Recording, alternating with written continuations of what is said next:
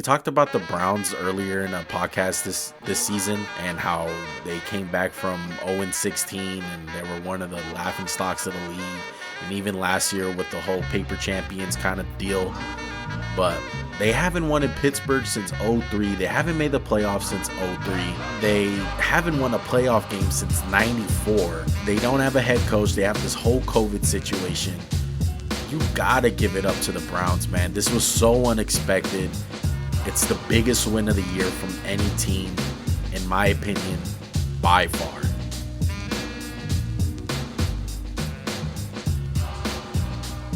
What's up, everybody? It's your boy Max from the Max and Juan cast after the Super Wild Card weekend. I'm joined by the incredulous. Man, you're bringing out the big words tonight, huh? I was going to say quantum, but no. Well, it's yours truly. It's your boy Juan. I'm back up in the mix. And you said Super Wild Card weekend. Well, what? You getting paid by the NFL, bro? You didn't tell me? Bro, I am getting paid by the NFL. I watched the whole Bears-Saints game on Nickelodeon. There was slime everywhere. Sean Payton got slimed.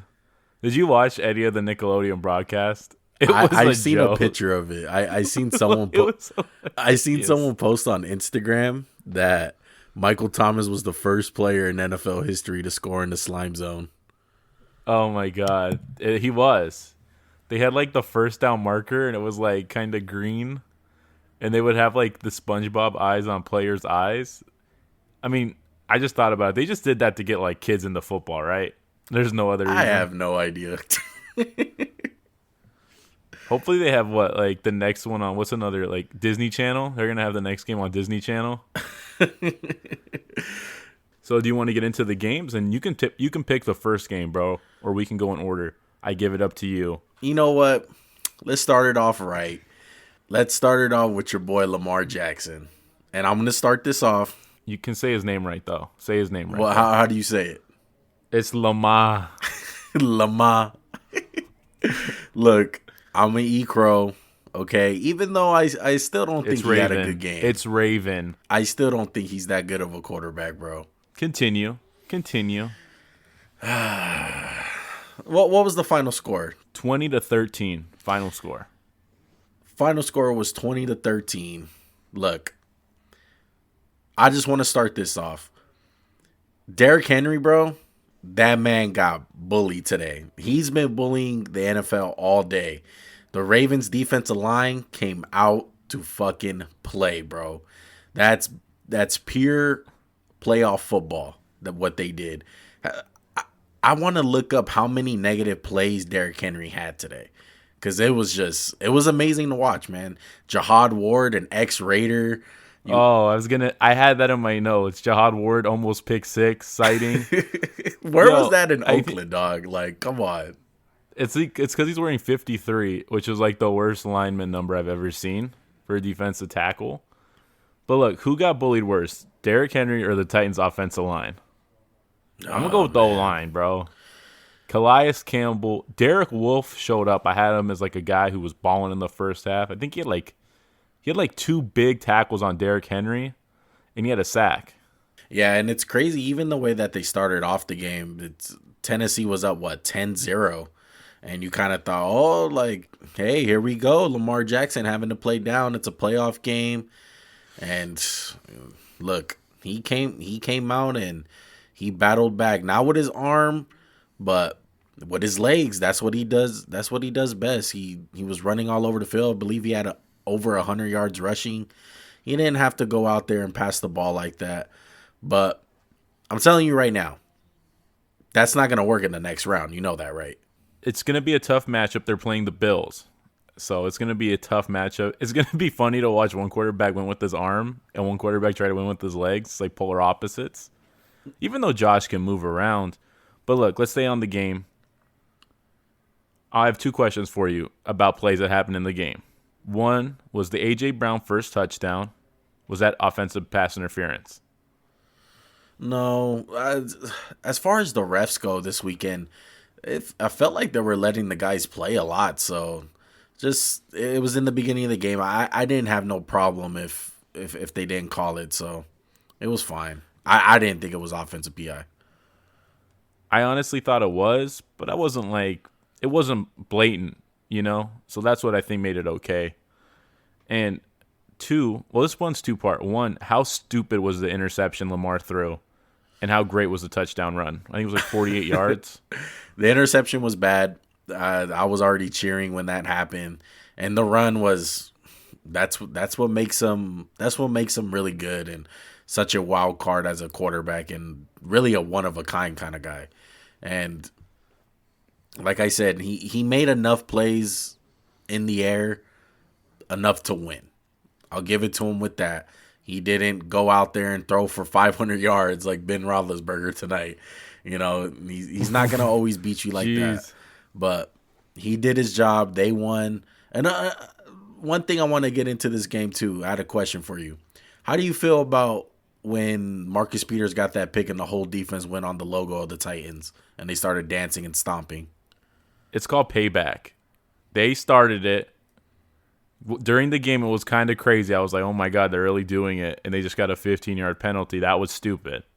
But it's payback. Tennessee, they started it when they played Baltimore, I think in week 9 or 11 or something. And Marcus Peters is that type of guy, and the whole defense got in on it. I loved it. You guys started it. They ended it.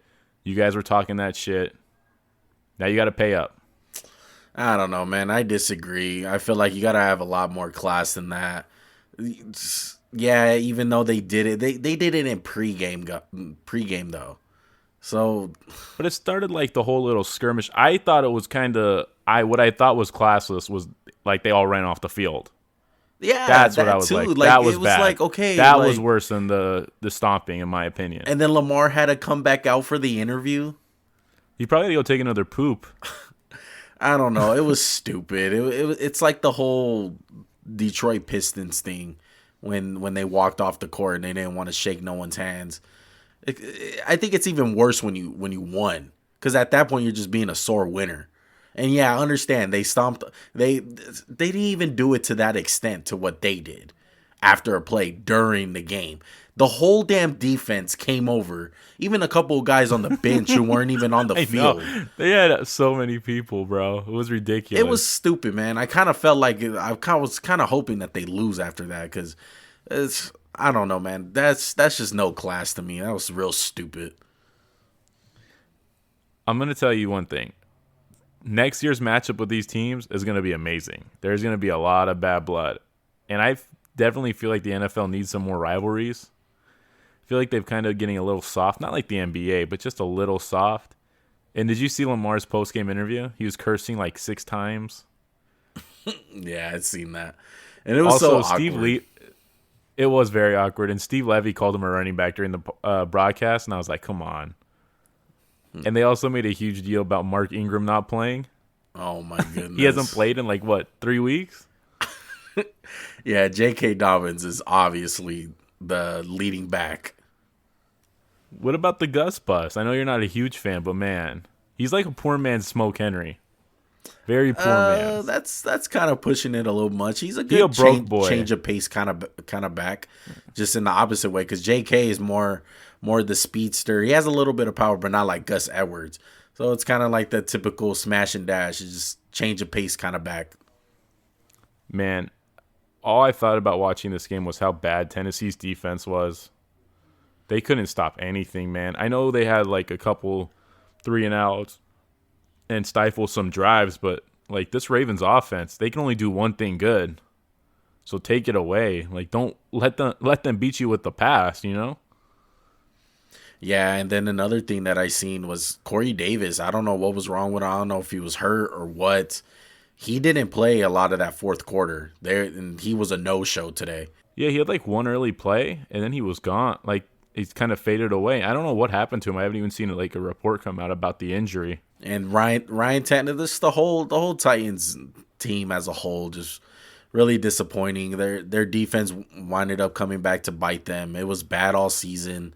You know, the guys like Adoree Jackson and other injuries on their defense with Jadeveon Clowney and stuff. But Today it just really showed they're poorly coached on defense. They don't play good on defense. They're not disciplined. I don't know what happened because last year they were a pretty good defense. They were, and it's not like they had so many guys leave. Like, the only guy they traded, well, they should have probably kept Jarrell Casey looking back at it. Not that that would have made a huge difference, but that's another body out there. But I'm going to ask you, let me ask you this about the offensive side. Did they run the ball too much, good amount, or not enough in your opinion? I felt like they did run the ball too much, but I didn't expect Corey Davis to be out. I think that really hurt them. They needed Corey Davis in there. I'm so sorry. It's okay. They needed Corey Davis in there. And A.J. Brown. They had good matchups.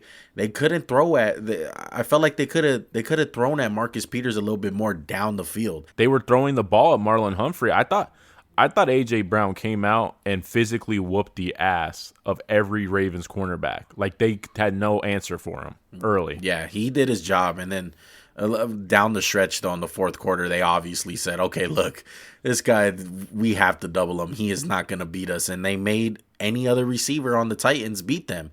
And to be honest, I don't even think one of us off the top of our head can think of the third receiver for the Titans because it's that bad. Yeah, it's like that. It's that special teams guy, right? What's his name? Like Raymond or something. He tried to make a couple plays, but he was bad, man. You know what? I liked what they were doing the first drive, though. They had the tight end. Like, he's usually the blocking tight end, Firkser. Yeah. And he killed the Ravens in the beginning, and I was like, why'd you guys go away from that?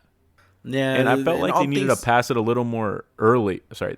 They needed to pass the ball a little earlier in the game to, like, kind of get them out of that, 11-man box at times? I called it from the get-go when I was predicting this game. I was hoping that they come out very aggressive and come out passing the ball a little bit more than they run the ball this game, because I felt like it would have benefited. Because the Ravens had a game plan. They said, hey, we're not going to let Derrick Henry beat us at all. I don't care. They executed it, too. Yeah, to a T, man. You got to give credit. We gave some shit to Calais Campbell about the whole Pro Bowl thing and how he didn't deserve it. Hey, him and that defensive line, they came out to freaking play. And it was a great performance by them. They get the game ball, and we also said, this is a matchup between the best running offense and the second best, and whatever running offense has more success is probably going to win the game, and we all know who had more success. That was the Ravens. Yeah, and with all things considered, the Titans I don't feel like they're in a bad spot looking forward. Just a little quick recap on them. They still have Derrick Henry, and a lot of people don't remember, hey, Taylor Lewan has been hurt almost all year. He almost missed the whole year. So there's a lot of backups in that offensive line, and they still did an amazing job this year. So they probably got to get a better defensive coordinator in there. And some and corners. Yeah, and corners. They cover. Yeah, they got to do something about their defense because it's just not working. Because you know who's been a no-show this whole year really and just got paid. It's Kevin Byard. Oh yeah, I seen him make a couple plays. He took a horrible angle at Lamar, and that was a touchdown. He should have came up and tackled Lamar, but he whiffed. I mean, I know it's Lamar Jackson, but Kevin Byard ain't no bum. He's an all-pro safety, Pro Bowler. You got to make that play. Congratulations to the Ravens. Congratulations to Lamar Jackson. And to Max for calling it. I went with Lamar. Juan was a hater. He's going to hate.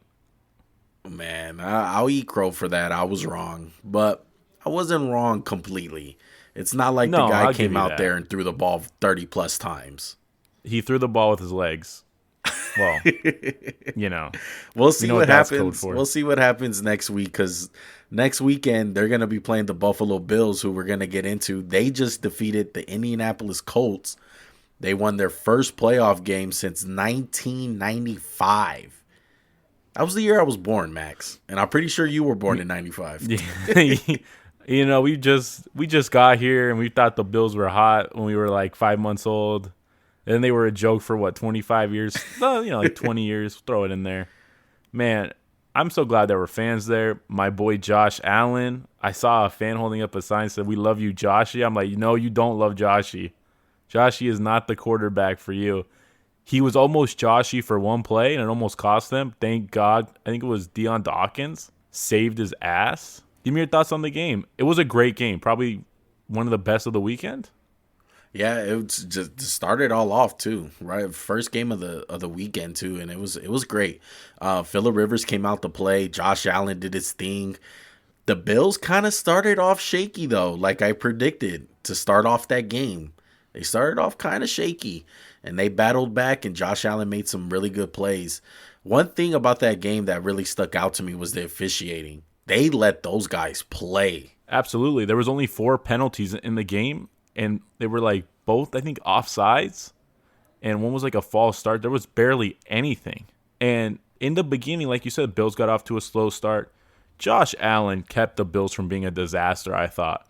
He was getting out of the pocket, extending plays, throwing freaking missiles down the sideline, completing passes. And I think we were both kind of wrong about the way this game kind of went. We both thought Phillip Rivers was going to make a mistake. He played fine. I wouldn't say he played amazing, but he didn't kill the Colts like we've seen him do in the past. And the Bills didn't really stop Jonathan Taylor. He was getting yards in the first half. Yeah, I think one thing that really was backbreaking for the Indianapolis Colts was Stephon Diggs was killing them. He was huge this game. We had that highlighted as one of the matchups, I believe, was Xavier Rhodes versus Stephon Diggs. If you want to spread that out to the defensive backfield of the Colts, I know they were shorthanded, and Xavier Rhodes went out for a little bit but came back. But Diggs showed why he's probably top 3 receiver in the league. One thing that's going to come back to haunt the Colts is going for it on 4th down, and they wind up not getting it early in the game. They lost by 3 points. And another thing, Hot Rod, your boy Hot Rod missed a field goal. He doinked it. He indeed did. Hot Rod, baby. But yeah, it was tough look. Those glasses fogged up in the Buffalo Cold, baby. Come on. You got to get those anti-freeze lenses, Hot Rod. But no, I thought that decision was stupid, and it bit them in the ass as soon as he did it. They went 95 yards, touchdown. And it was just out of the reach, though, of Michael Pittman Jr. It was kind of a good ball. I just felt like he was just right out of the reach of it. It was a bang bang play because I do feel like it was a good play call. Oh, absolutely. He was open. Jordan Poyer went under. He had like good initial coverage, but Phillip Rivers, I thought it was a little bit of a badly thrown ball. But like you said, maybe Michael Pittman could have made a play. And this is all right before the half. And I thought there were a lot of drops by the Colts. T.Y. Hilton had a few drops against Micah Hyde. I was like, you got to catch those. You're not doing Phillip Rivers any favors. Man, Micah Hyde and Jordan Poyer played a really good game. That's why I had Jordan Poyer on my all-pro team. I know it wasn't popular, but I love me some Jordan Poyer. And sometimes I get a little biased, but I am a fan. Everyone's a little biased. Let's be real. And did you see the play where he punched out the ball on Zach Pascal that they called not a fumble? Yeah, and that was probably the worst call of the whole weekend because it was 100% a fumble. Yeah, 100%. And I've always wondered why guys don't try that more, like let him get up and sock the ball. That was the game. That game should have been over right there. Yeah, because that gave the Colts life. Even though it didn't wind up hurting the Bills still winded up winning the game. But that would have been really big news if the Colts winded up getting the field goal or whatever the case is, because even a lot of people are going to forget, but before Sean McDermott called that timeout, or no, actually they didn't even give him the timeout, before technically the officials stopped the game to review the play, Zach Pascal catches I believe a 7-yard out on 2nd down, and he completes it. Oh yeah, like they blow the, sorry, go ahead. So they And he completes it. And they're only about 3 or 4 yards away from field goal range. Yeah, it was such a weird play. Like, McDermott runs over there. They're saying it's a timeout. Like, the play's in the middle of the play. They're blowing it dead. But that was the right thing to do. That was a fumble. They messed up on that. I'm just glad it didn't impact the game. The only thing I didn't like about Buffalo's game plan is at the end of the game, they could have just ran the ball and killed it, and they were just throwing the ball. I was like, what are you guys doing? Run the ball. I know you guys aren't great at it. Josh Allen led the Bills in rushing, and I mean, I know he's athletic. He can run a little bit, but you don't want that. You don't want your quarterback to lead in rushing unless it's like Lamar Jackson. Yeah, it's kind of the same thing with the Pittsburgh Steelers during the season with the Bills. It's they're not on that level, but man, their run game is just really just inconsistent, and it's not really that good. So hopefully they get it together. But one thing I did notice about the Bills is they learned their lesson from the Arizona Cardinals, because for that Hail Mary, Jordan Poyer or Micah Hyde, I forgot which one who knocked it down, but he batted that ball down like no other. Oh my God, he's probably having flashbacks of Hail Murray. And since that play, Buffalo was playing lights out. They played lights out in that game, and BS play like that happens. I'm sorry, it is a BS play. Yeah, it's a fluke. Do it play. 100 times, it probably won't happen. Yeah, fluke play. And like you said about Pittsburgh, Buffalo can't really run the ball, but unlike Pittsburgh, I know Pittsburgh is known for like having the receivers. Buffalo has the receivers. Pittsburgh kind of has them.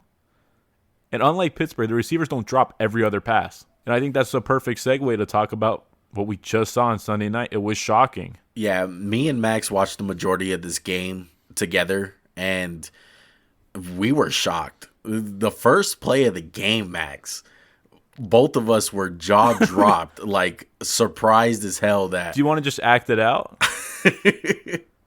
Let's act it out. Hey, what's up, Juan, bro? What you up to? I'm chilling, bro. Just watching the Browns game. Oh, fuck. What the hell is even that? Oh, shit. Yeah, we were shocked, man. It was crazy. The first play of the game, it was like some Peyton Manning Super Bowl vibes. Marquise Pouncey was snapping the ball to the heavens. That ball went straight up. Big Ben had to be 12 feet tall to catch that snap. It was so Manny bad. Ramirez is somewhere smiling in his grave. And then James Conner somehow doesn't recover it on the one. Oh my God, dude. What I told Max at that point, I was like, why didn't he just kick the ball out of bounds in the end zone? Why are you trying to fall on it? And then he tries to fall on it, and he misses the ball completely. I mean, I guess he didn't want to take that, 10-yard penalty and then give up 2 points? Yeah. Bro, just take the 2 points. Look. And then, you know what? Take us through the first few possessions of the game. What happens next on Pittsburgh's next possession? Well, next possession, it's a tip ball and another interception. And then what? Jarvis Landry, touchdown. They go out. Another pick.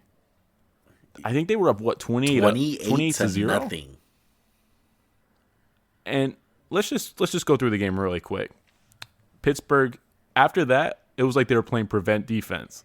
And Pittsburgh goes up the field. They score a touchdown. The Browns answer back with, I think, a touchdown. Was it 20? It's 35-10, 35-7 at halftime? Yeah. I'm not going to lie. It got a little hairy the third quarter because the Browns were so bad. They were doing nothing. That's what I kind of hate. It's like in basketball when you get up by 30 really quick, you just take your foot off the gas, and that's what the Browns did. And then they slammed the door shut on Pittsburgh with Nick Chubb and a screen. Look, I think Chris Collinsworth hit it right on the money. It was in the third quarter. It was fourth down. They were at probably the 40-ish yard line, almost in their territory. Oh, Pittsburgh, right? Yeah, Pittsburgh. And they lost the game when they didn't go for it. Yeah, I was shocked. It was 4th and 1, and they elected to punt. And I completely agree with Chris Collinsworth. You had this team by the jugular. You got to go for that. You have to. They were only down by 12. With 15 minutes left, they get that first down, scored a touchdown. It's game. It's a game again. And should we just tell the audience how many passes Ben Roethlisberger threw in a playoff game? Please. 47 for 68, 501 yards, 4 touchdowns, 4 interceptions. His rating is 85.5. It should be negative 20. He killed them. And I don't want to just put it on Big Ben. Pittsburgh was dropping so many passes. Yeah, Pittsburgh was dropping a lot of passes, but hey, it's kind of like the analogy in basketball with the whole jump shot thing. You live by the jumper, you die by the jumper. It's kind of the same thing with Pittsburgh. You live by the pass, you die by the pass, because that's what's going to happen when you're a team like that and you pass the ball a lot. you're prone to a lot of interceptions, and that's what happened tonight. A lot of tip balls, a lot of bad balls. It was bad weather. It wasn't bad weather, but it was a cold night. It wasn't perfect weather. So the Browns wound up capitalizing, man, and Baker did his thing. The defense did his thing. And this is all without guys like Denzel Ward, The head coach, their head coach, Joel Bitonio. I tell you one thing. And Jack Conklin gets knocked out during the game. I know he kind of came back, but he got hurt. Yeah, the same way we give the game ball to the defensive line for the Baltimore Ravens, this game ball goes to the Cleveland Browns offensive line. What's like the opposite of a game ball? Like the cell ball goes to Big Ben because he was so nonchalant. I feel like Pittsburgh was not ready. They were just like, it's the Browns. Juju Smith incited fire like he loves to do. Maybe you should have TikToked it.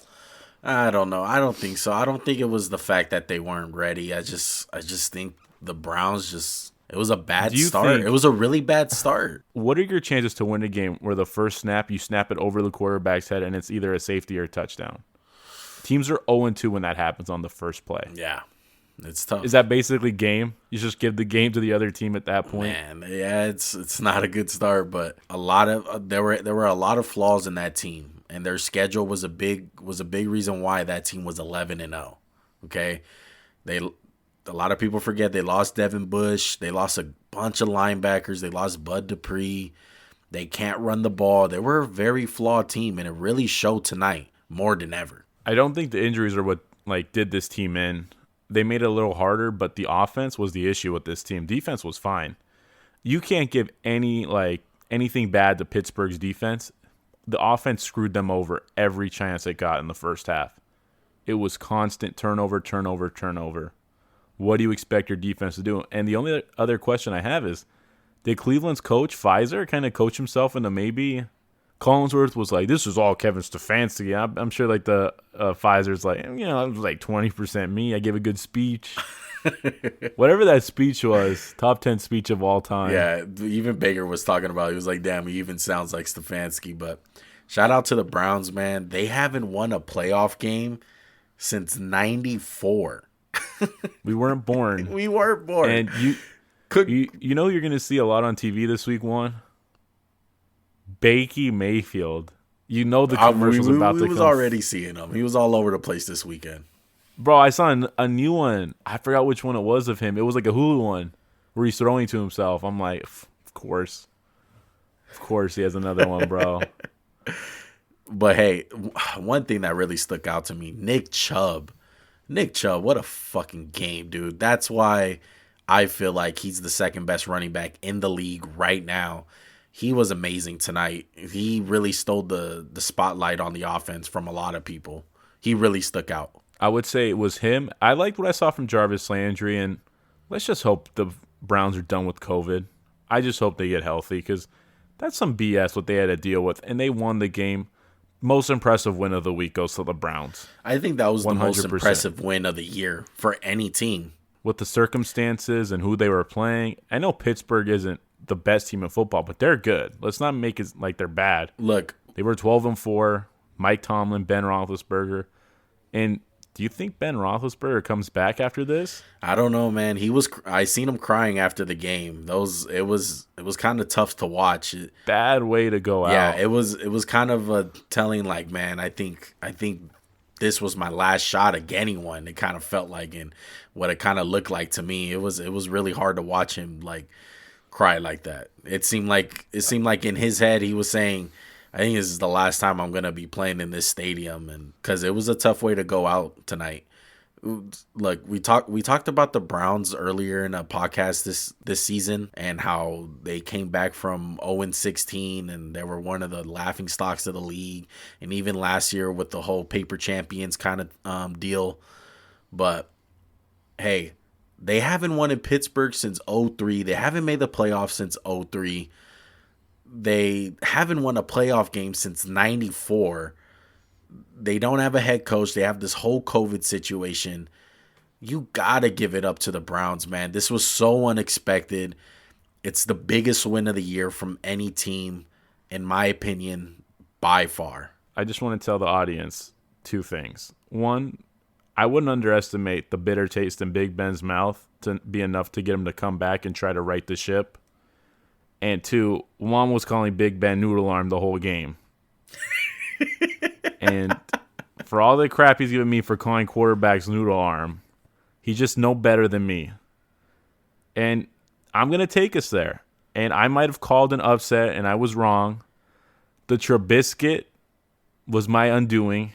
I don't want to put it all on Trubisky. Look, all this shit talking you was saying about Drew Brees, he was really good today. I wouldn't say he was amazing, but he was great, man. He showed why you want a guy like him at quarterback. It's like the whole... You're only saying that because the last 2 playoff games you've watched him throw the game away, and now that he doesn't, it's impressive. Very true, very true. But look, I remember earlier in the season in a podcast you were talking about you can compare him to Peyton Manning. And a lot of people are thinking, hey, why don't you play Jameis Winston or Taysom Hill? That's Jameis Winston. Hey, there's a lot of people out there that really think they should play. There's a lot of Saints fans out there that think that. Come on. I know Brock was trash. But he never threw 30 picks in a year. You can't call for a guy who just threw 30 interceptions in a year. Come on. Yeah, I get you. But I think the main point is that a lot of people just have that mindset of Drew Brees like you do and say like, oh, he's washed, he's done. That experience is really big, man. Just reading coverages, knowing what to do. Look, the guy's old as shit, but he was improvising today. I think this is the most I've ever seen him run around in a playoff game. He was running away from Mac, Akeem Hicks, all the Bears defenders, and he was throwing balls like Pat Mahomes, freaking little like float passes. No, stop. Look, stop. You did not throw a ball like Patrick Mahomes. I agree. He had a great game. He had them in the right play. Look, can we talk about 2 things with the Bears? Do they know how to tackle? No. Or what? They were bad. I know they had a lot of injuries. I get that. But you guys can't tackle. And I think we really saw no Roquan Smith today. Kamara was good. I know he wasn't amazing because the Bears do have a good front 7. But especially in the passing, they needed Roquan Smith because Matt Taiteao, fake girlfriend, did not cut it. Oh, my goodness. Yeah, Kamara, like you said, he didn't have a big statistical game, but one thing he was doing, he was keeping them honest. That was the definition of just keeping the Bears honest. Oh, 100%. And the Bears defense, I'm going to tip my hat to them a little. They kept the game as pretty damn close for most of the afternoon. The Bears offense was terrible. And I'm going to say it again. It wasn't all Trubisky. It wasn't. Look, Javon Wims. Yeah. Come on. You deserve to get cut for that, what he did. I mean, he deserved to get cut after he socked up Charlie Garner-Johnson. And let's just keep on Charlie Garner-Johnson. Anthony Miller didn't deserve to get thrown out of the game. Penalty 100%. He didn't deserve to get kicked out for a shove. Yeah, it seems like in New Orleans, the refs just hate reffing there because Cam Jordan got kicked out a couple of weeks ago against the Chiefs. And it was so bad. Yeah, it was so bad. And then this game with Anthony Miller, and then the whole history with the Rams and all this and that. I don't know what it is, but I completely agree with you. It was bullshit. He shouldn't have been kicked out. But that guy Wims, I don't care what the fuck his name is. That was your one chance, Bears. That was your one chance. That was an amazing throw. It was. That would have changed the momentum of the game. They needed it. Yeah. It hit him in the hands. It was a dime. Absolute dime. I feel like Trubisky played good enough to get another chance, but it's like, man, it's Trubisky. He's so polarizing. I don't know what to think of him. I like him, but I don't know if I want to start him. And I have one note to you about the Bears offense. Why the hell did they not have some quarterback runs designed for Trubisky? Why did he not run the ball at all? I think it's the whole Tua thing. Yeah, it's like the whole Tua thing. They want to baby him. It was obvious that Matt Nagy and the game plan going in was they were coaching to not lose that game. And it's a wrong recipe, man. Yo, they were like punting the ball. Yeah. With like 7 minutes. I'm like, go for it. What are you thinking? Yeah, just like what you said, no quarterback runs. They were babying him. They wanted him to stay as simple as possible. They wanted to get the run game going and win with their defense, but the reality of it, like I called it, the Saints are a really good defense, man. And one thing that they do good, they stop the run. And I knew David Montgomery, as good as he's been these last 5 weeks, he's been amazing, okay? I knew he wasn't going to do shit against this defense. I just knew it. And that's what The happened. Saints whooped their ass up front. Exactly. They whooped their Simple. ass, man. David Montgomery was a non-factor today. And that's what Matt Nagy was counting on, and that's what the Bears were counting on. They're counting on a good run game with some good play action shots down the field, and it didn't happen. And I think at that point, when you seen the run game not going well, but your defense was playing well enough to win, you should have just said, hey, look, we're going to go down with the ship. Let's get Trubisky in there and let's start throwing the ball around and let's let it rip. Let's call some QB runs. And they didn't do that. And that's why they lost that game. I thought Nagy did a horrible job coaching.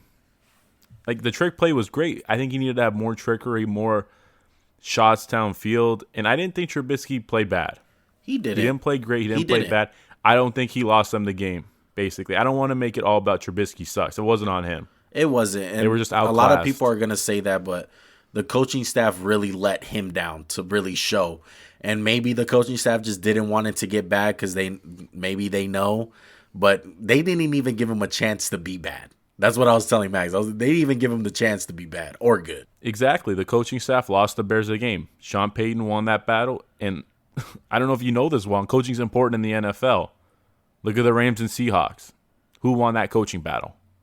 Sean McVay, right? Yeah, definitely. I'm so disappointed in the Seahawks for how they played. And man, let's talk about the pick six. This was the game, right? This was like the huge play the Rams needed to make. Yeah. I think this play happens for 3 reasons. 1, Travis Swain, wherever his name, is a bum. You missed the block. How do you not block him? 2, this is their 3rd meeting. They know each other pretty well, so he had a pretty good idea of what was coming. And 3, Darius Williams made a hell of a freaking play. Yeah, that boy was watching film. He was in the lab. I couldn't believe it. I was so disappointed in the Seahawks' performance. They couldn't stop their run.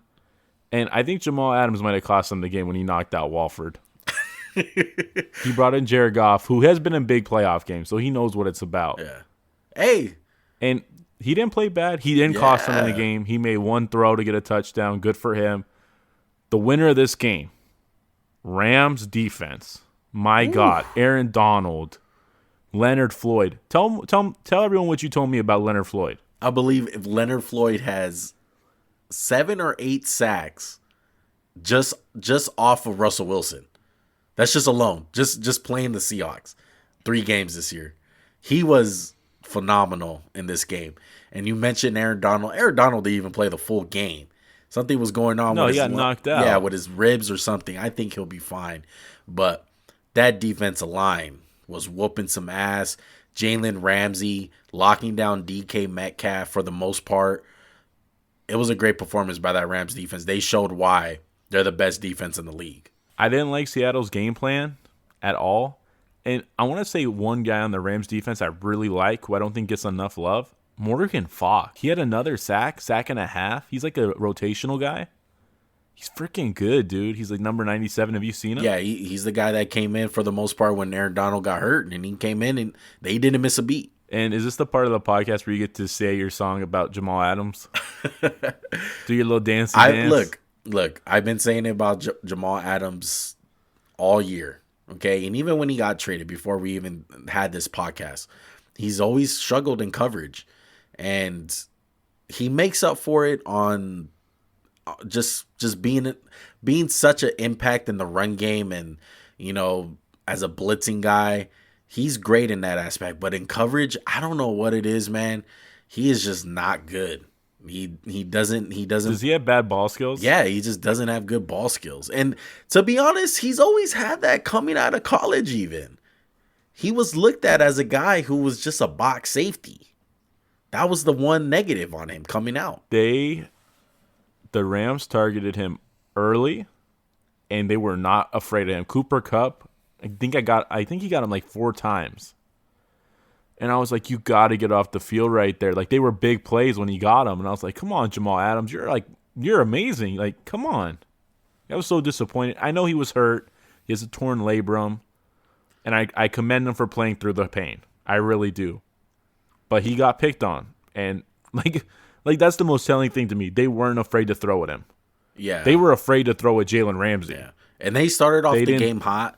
Seahawks both defenses, they started off the game hot and they came out on fire, but slowly but surely Cam Akers I love Bobby Wagner and Jamal Adams as run defenders, but they got absolutely bullied in that game. Cam Akers ran all over them. You know, their biggest weakness all year has been the pass.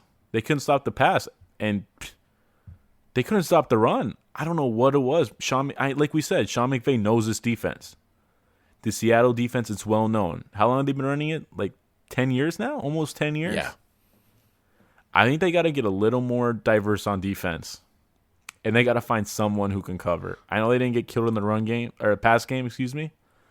But they have one good corner and nobody else. And I feel like they're so preoccupied with trying to cover for them, it kind of left some holes in the run game. Yeah, Seattle got some problems, and we haven't even got into Russell Wilson. On a scale of 1 to 10, how much is this his fault? 7? Really? I mean, okay. That's pretty high. Like, I feel like he's just too loosey-goosey with the ball sometimes. Like, he could have been picked how many more times? 2 or 3? Yeah. That pick six, though, is not on him. I'm not talking about that. That's like 10% on him. That's like 90% on the corner because he knows the film. He knows what was coming, and he made a hell of a play.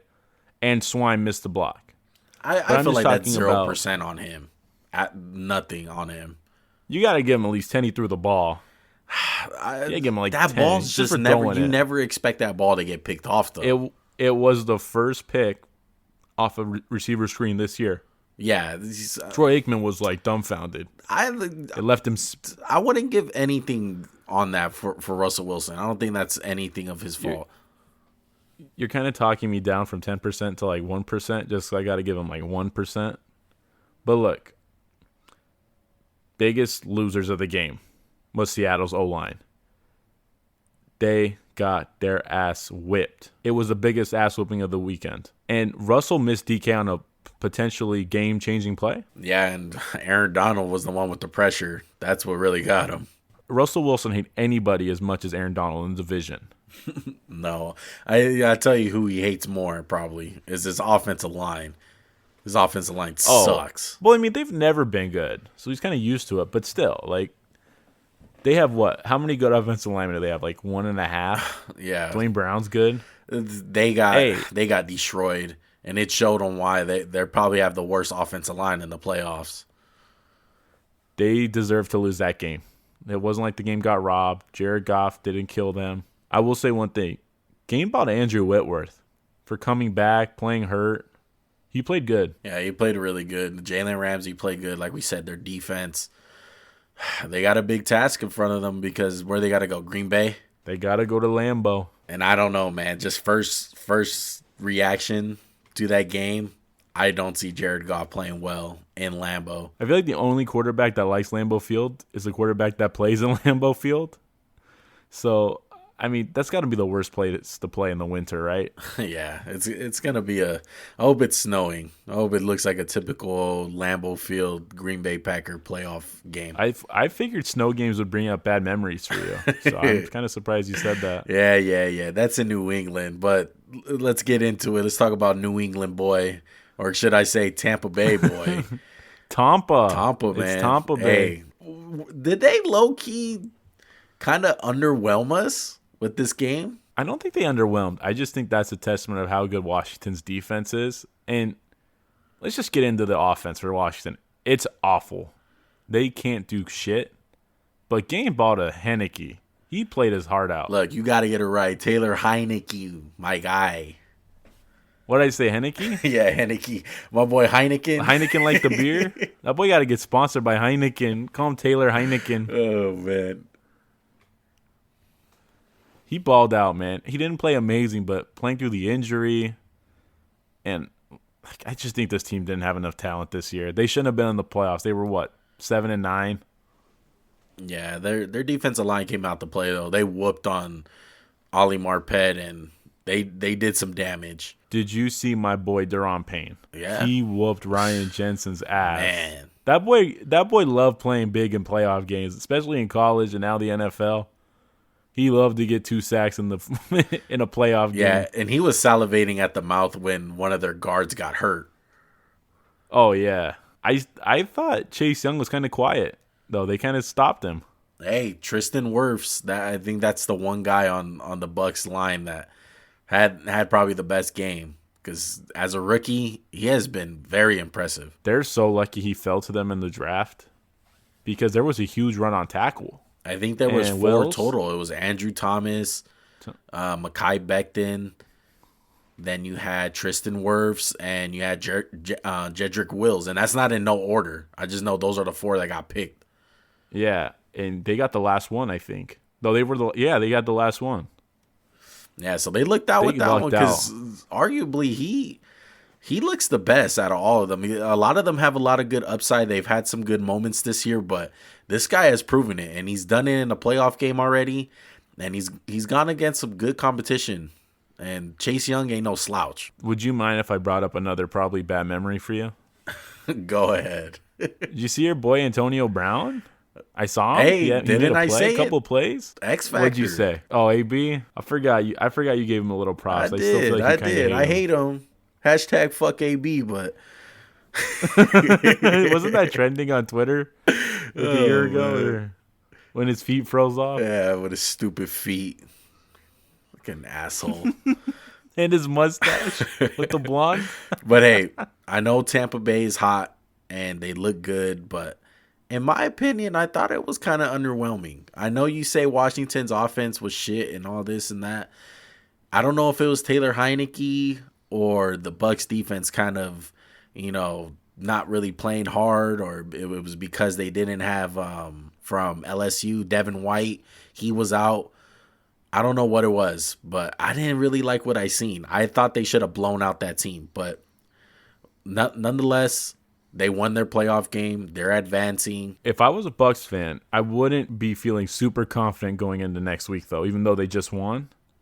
Because the last time the Bucs played the Saints,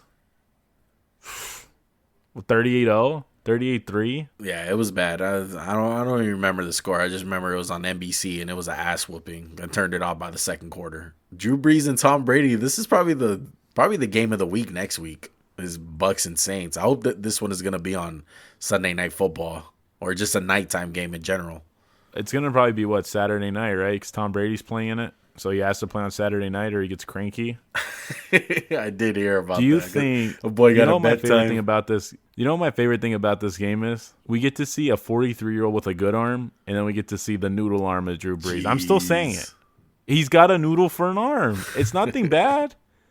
He just can't put no mustard on that ball. So like we did last week, we might as well go over some of these games. We're not going to give out our picks. We're going to save that for our Pick'ems podcast.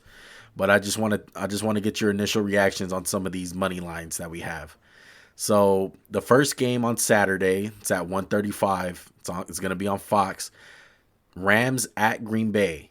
Green Bay is favored by a touchdown, 7 points. That's high. I would say it should be I'm not no expert, but 3.5, something like that. I feel like that'll be a close game. Yeah, especially with that Rams defense. But hey, the Packers are good. They're 13-3. They've had a good little year this year. And then we got Ravens at Bills. This one's the 5:15. It's on NBC.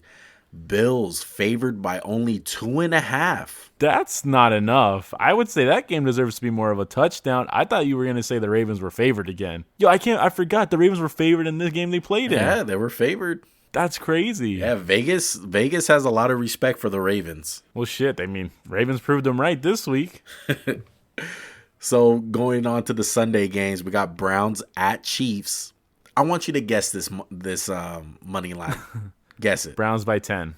Kansas City by 10. You hit it right on the nose. Kansas City's favored by 10 points. I really didn't even look at that. That's hilarious.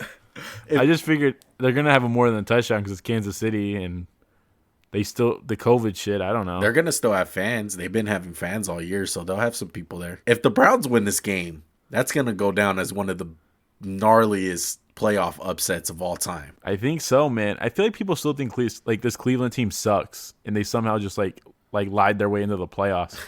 And what's the last game? Is that the last game? No, the last game, and it's kind of at nighttime, but Bucks and Saints at New Orleans. Oh, is it on Sunday night? Yeah, it is Sunday night. No, it's the Fox. It's 3:40. So it's kind of late evening. Well, how about you guess this line since you're hot? Saints by 5.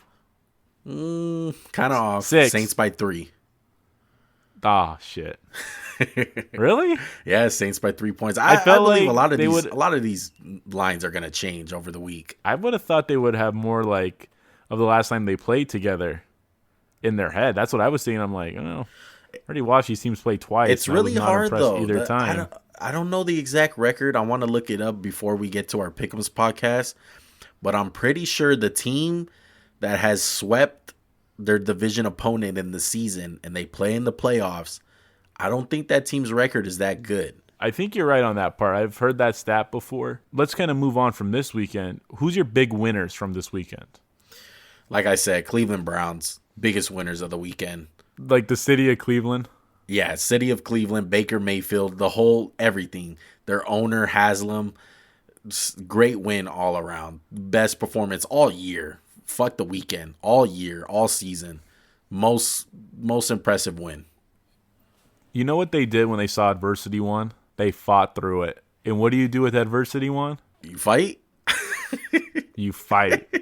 When you see adversity, you fight through I was adversity. expecting a little bit more, but okay. Fight through fucking adversity. So who's your big winner? I was going to say the city of Cleveland too. Second would be city of Buffalo. Just cities in general. The cities of Cleveland. How about losers playoff droughts? Yeah, that's a good what loser. A year for 2021, man. You got the Browns and the Bills winning in the playoffs. It's a crazy time. It's already a better year. And big loser of the weekend, Ben Roethlisberger. 4 picks. Ugh, it was bad. Just to go on the other side of it, I would agree with you, Big Ben. That was a big loss. I'm going to go with the Seattle Seahawks. I was a bad look. It was a home game. Yes, I know they didn't have the 12th man there, but they got outcoached. Their defense got punked. Russell Wilson didn't play that well. Their offensive line stinks. DK Metcalf had a couple garbage touchdowns and a broken play tub, but other than that, I felt like he got locked by Jalen Ramsey. Just bad performance all around. Pete Carroll, defense, it was bad. I'm going to go with the Seattle Seahawks, biggest losers. Can I put 2 more losers up for nomination? Yeah, who? Tennessee Titans logo. Oh, man. And my all-pro team, because I accidentally picked Mitchell Schwartz. Oh, that was a tough look, my guy. Hey, I'll be honest, bro. I didn't want to give it to Trent Williams. I just didn't want to do it because I hate the Niners. Shout out to that Niner fan we know. That's how much spite Max has for that guy. I mean, I did put Fred Warner. I just want to say that. Yeah, shout out to Non-Athlete Podcast. He kind of called out Max on his all-pro team. He was like, I like all your picks. We're fighting. He was like, I like all your picks, but how the hell is Mitchell Schwartz in there? He only played 6 games. It was a good 6 games, And what I'm stupidly, I put him in my first team just to be an asshole. But I'm sorry. I got to be better than that. The rest of my team was good. Yeah, I'm sticking with Brian Boynes. Brian Boynes. That was my guy. Hey, what happened to your all-pro Khalil Mack? He made 1 sack when it didn't matter. Come on, Khalil Mack. I know, and he had a sack that didn't count because they had a holding call. Oh, yeah, that's what it was. Thanks a lot. Bro, that's got to be the worst thing to happen, right? Yeah. It's just, I just got a sack, and you look back. You said, I would fight. I would pull a Javon Wims and sock the guy in the face. Oh, my goodness. Do you got any other winners or losers? Hey, biggest loser right now. I'll tie them in, both of them. Zach Levine, Bradley Beal, biggest losers right now. Put up all the points. Their team fucking sucks. I meant NFL, but that is very applicable. So yeah, we'll throw them in there. Well, let's wrap it up, man. It's been a good weekend. We're gonna wind up seeing you guys a little bit later on this week with the whole pick'ems. We're excited to do it. What'd you go this week, Max? I went 4-2, bro. I went positive, and I low-key sold on the Bears. I just wanted to try to get That's an extra bullshit. one up on You didn't sell. Shut the fuck up. You didn't sell. What'd you go? I went a whopping 3-3. All right, I don't care. I'm still You're going to not going to catch me though. I don't think you can. I think it is mathematically impossible. I don't give a damn. I own the tiebreaker, dog. Why? Of what? Why you say? 'Cause. That's why. You man, let's just say this. I hope you're better next year, bro. It was Just a look for short 2022. season, bro. Give me a full season and see what I do, all right? I'm going to be even better. That's all I'm going to say. Let me just say, I'm going to be 61-22. You're going to be 53-31. The lead just keeps going further and further, bro. You're just falling off. Yeah. Whatever. Let's call it, bro. With your fucking, you're like the Baltimore Ravens. You're a sore winner, dog. Why you gotta stomp on my logo, bro? To quote Baker Mayfield, the Browns is the Browns. That's a quote I just got to my phone. Take that, Juju. Oh man, that's tough. That's a tough look for my boy Juju. Juju, more TikTok dancing, less NFL production. Hey, oh wait, I said that backwards. Hey, you know what's better than Juju's TikToks? Our podcast. Is it this podcast? This podcast, bro. You hit it right on the nose. Look at you. You're 4-2, hitting the money lines. You're over here. You know what? Give me 5-2 after that declaration. But hey, make sure to follow us on all streaming platforms. We're on Spotify, Apple Podcasts, YouTube. Hey, on YouTube, make sure you like, comment, subscribe. Spotify, make sure to follow. And hey, on Apple Podcasts, give us a review, man. 5 stars. It's the only option, dog. All right? It's the only option you got. Write a review. And what do you do to that subscribe button, Juan? You smash it. On YouTube. Just like You smash it. Just like Cam anchors through the Seattle defense. You smash it. Or you smash it the way the Baltimore Ravens just smash their cleats on the Titans logo in midfield. You smash it. Oh, man. Also, make sure to follow us on Instagram, man, and Twitter. We're always posting daily content. That's where you can find all of our podcasts and everything, man. Our YouTube, all the links. We're always posting daily. We posted our All-Pro team. Maybe if you don't want to listen to the podcast, you just want to see it, go down to Instagram, man. That is at Max_JuanCast. You know, Juan does an amazing job on our social media. I'm getting more into it, and I hope you guys will join us. And it's a big weekend again. And tomorrow, college football championship. College football, who you got? Give it to me, Bama boy. Who you picking? Are you picking Bama? I'm going Bama. You a Bama boy. I'm going Ohio State. The Ohio State. I love Ohio State. They're my team, but I got Bama. Bama's too nasty with Devontae Smith. You can't trust Bama. That's all I'm going to say. You can't trust Bama and Coach Aflac. I mean, Nick Saban. Oh, my goodness. Well, we'll see you guys then. We'll see you guys after Monday. We'll definitely talk about that. For now, we'll catch y'all later, man. I'm out. I'm out like Lamar. Peace.